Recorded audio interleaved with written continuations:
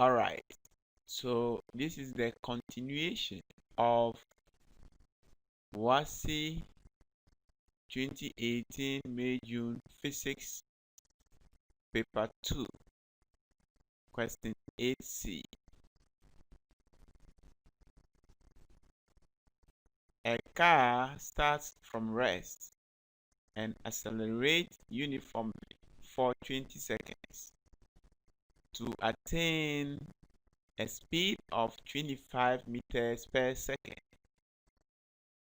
It maintains this speed for 30 seconds before decelerating uniformly to rest. The total time for the journey is 60 seconds. I. Sketch a velocity time graph for the motion. II. Use the graph to determine the alpha, total distance traveled by the car, and beta, deceleration of the car. Now let's look at the first part, which requires that we sketch a velocity time graph for the motion. So velocity against time.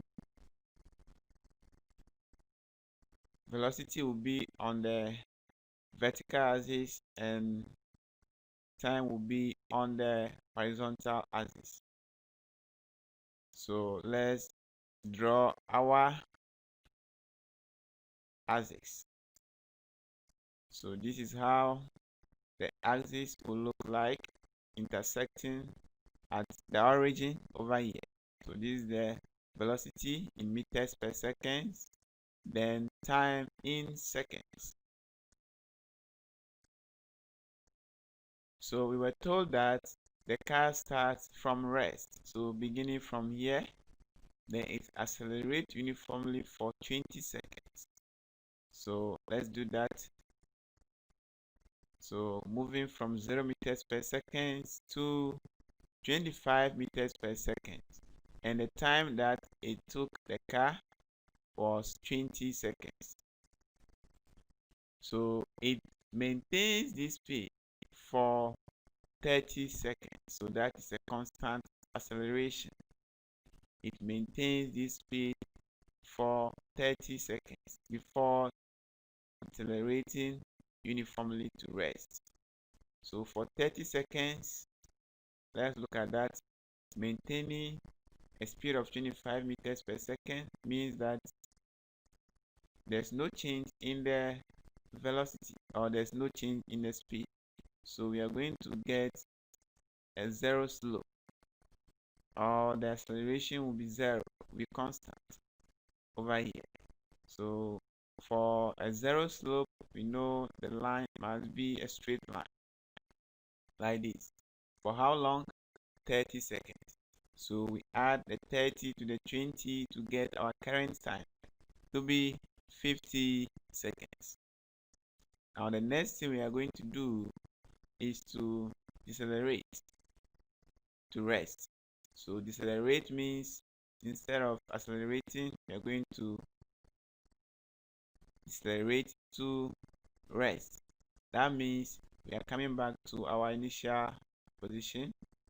So that's it. So the final velocity here will be 0, as it was from the beginning of the journey. But the initial velocity here will be the final velocity for this phase of the journey.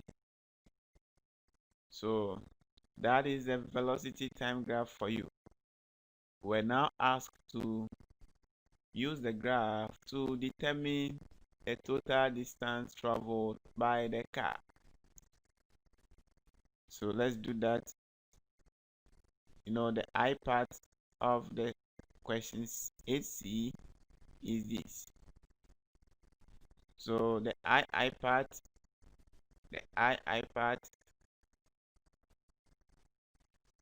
we are supposed to use the graph to determine the total distance. Now the total distance refers to the area under the velocity time graph. The area under the velocity time graph. So we know this is a trapezoid. So area of the trapezoid will be half of the base, or half of sum of the bases times the vertical height h. So this means that the total area under the total distance traveled by the car, total distance traveled will now be equal to, so we have total distance traveled will be equal to half times, so we know that the distance from here to here is 60, then also the top one over here will be 50 minus 20, which is 30, times the height, which is 25. So the height is this, which is 25. So this will give us half of 90 times 25, which will be 45 times 25. 45 times 25. And when we simplify this, we will get, this will multiply to give us 1,125 meters. Therefore, the total distance traveled is 1,125 meters. So this is the alpha. Now the beta is requiring that we calculate the deceleration of the car.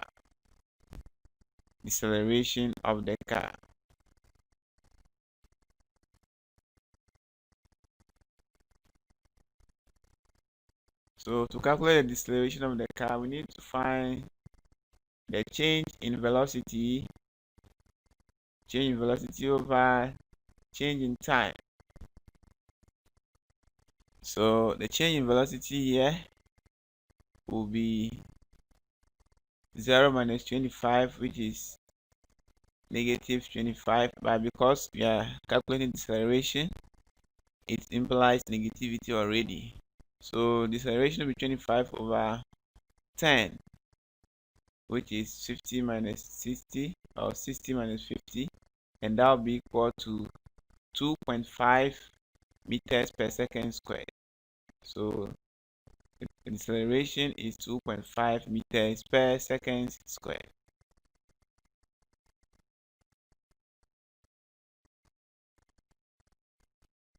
So that is the CII for you, 2.5 meters per second squared.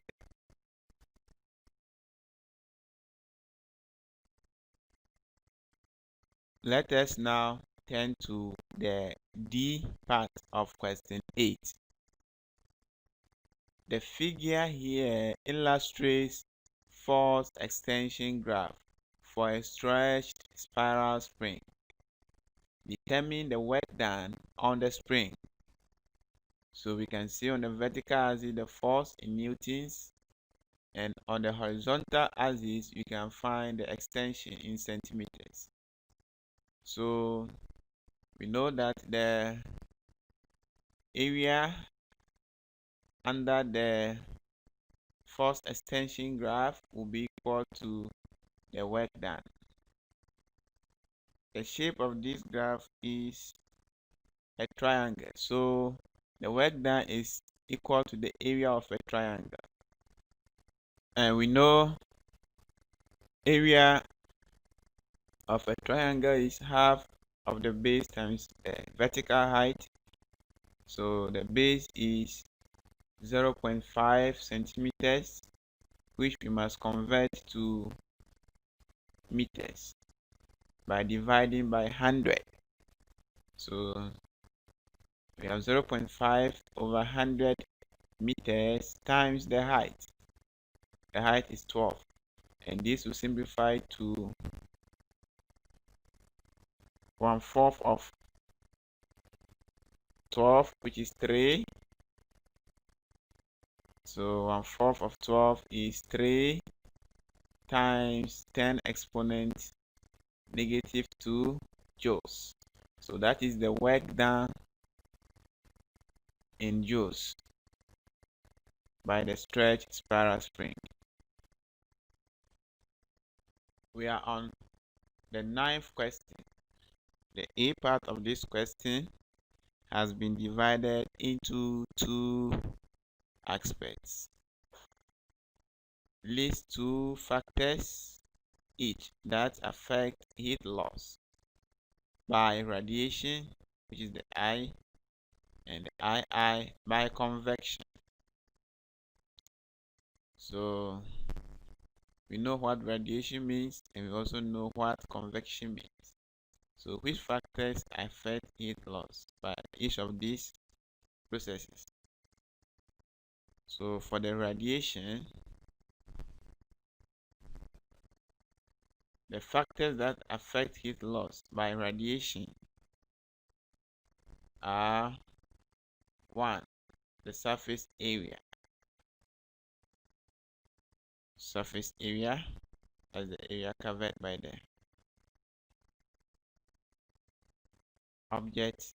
Then we also have the nature of the surface. That one to also affect the heat loss by radiation. Then another thing is the temperature. Temperature also affects heat loss by radiation.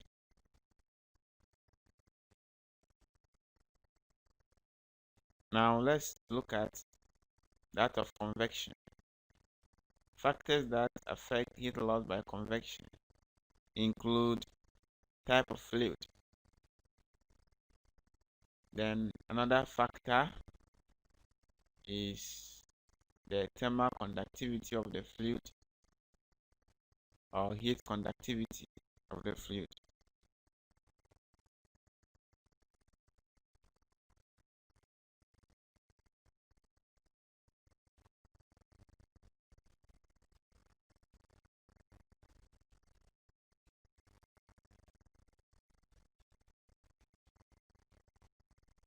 Then we also have specific heat capacity of the fluid.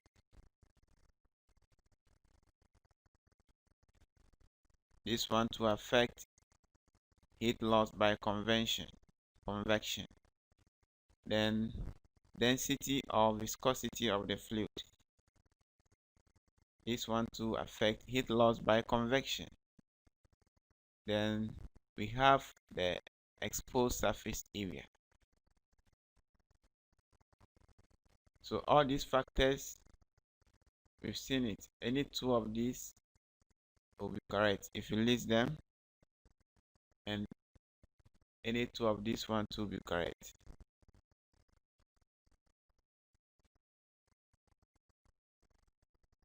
The B part, we are supposed to state 2 factors that determine the quantity of heat in a body.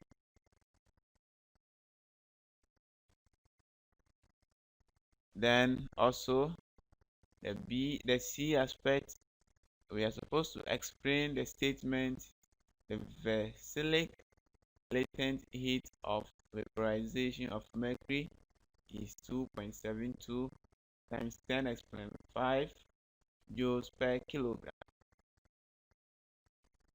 So let's look at the first part. 2 factors that determine the quantity of heat in a body.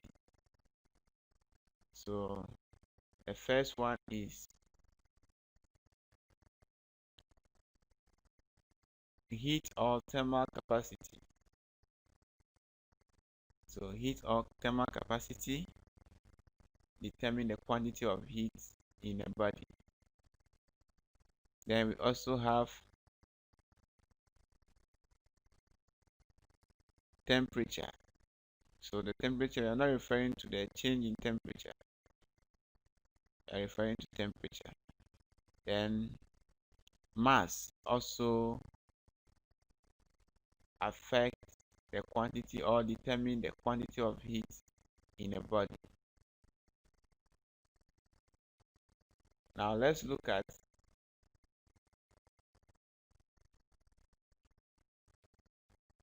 nine C. The statement: the basilic latent heat of vaporization of mercury is 2.72 times 10 exponent 5 joules per kilogram. What does that mean? So it means that 2.72 times 10 exponent 5 joules of heat energy is required to change 1 kilogram of mercury at its boiling point to vapor, and without change or without temperature change. So that is what this statement means. It means that 2.72 times 10 exponent 5 joules of heat energy is required or needed to change 1 kilogram of mercury at its boiling point to vapor without temperature change.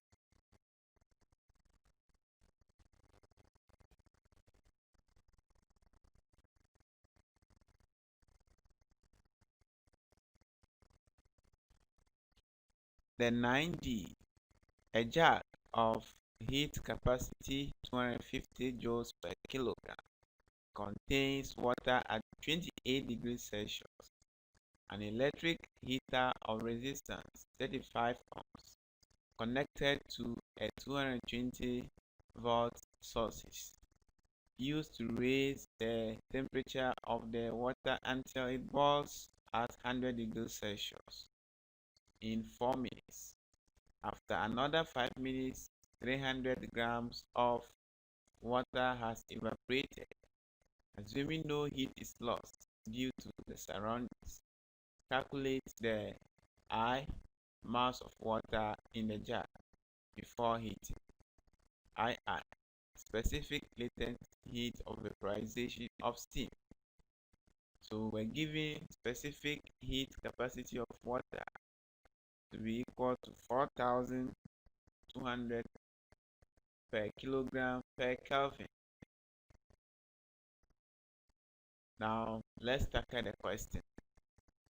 We know that the heat supplied by water will be equal to heat gain by water plus heat gain by JAMB.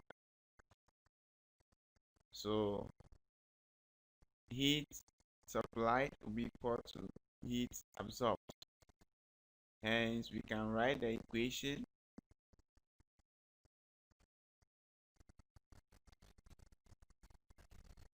so we use the relation V squared times time over R, which is the resistance, is equal to mass of water times specific heat capacity of water times change in temperature plus the heat capacity of jug times change in temperature.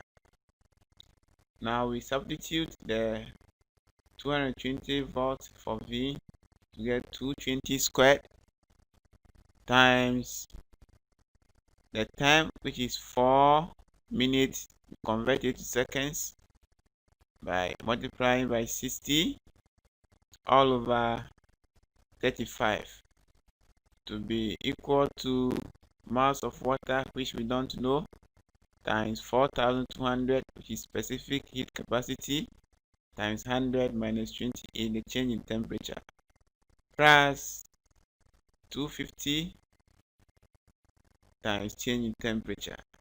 So we can easily solve this equation for mass of water to be equal to 1.038 kilograms. Now let's look at the B part. To calculate the specific latent heat of vaporization, we use the relation m sub V L sub V equal V square T over R. So this will give us L sub V to be equal to 220 squared times 5 times 60 all over 35 times 300 grams, which is the same as 0.3 kilograms. So this will also simplify and give us 1.38 times 10 exponent 6 joules per kilogram.